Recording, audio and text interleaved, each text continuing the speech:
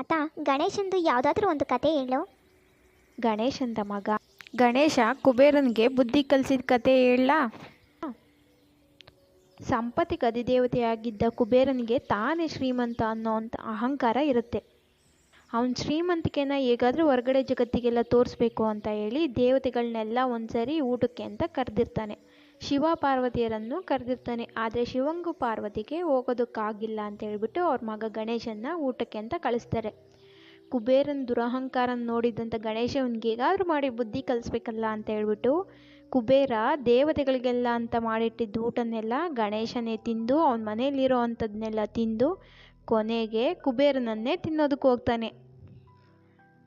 ಭಯ ಬಿದ್ದು ಕುಬೇರ ಶಿವನ ಹತ್ರ ಕೊಡೋಗ್ತಾನೆ. ಆಗ ಶಿವ ಹುರಿದಿರೋಂಥ ಬೀಜಗಳನ್ನ ಕೊಟ್ಟು ಇದನ್ನು ಗಣೇಶನಿಗೆ ಕೊಡು, ಅವನ ಹಸುವು ನೀಗುತ್ತೆ ಅಂತ ಹೇಳಿ ಕುಬೇರನಿಗೆ ಕೊಟ್ಟು ಕಾಪಾಡ್ತಾನೆ. ಈ ರೀತಿಯಾಗಿ ಗಣೇಶ ಕುಬೇರನಿಗೆ ಬುದ್ಧಿ ಕಲಿಸ್ತಾನೆ.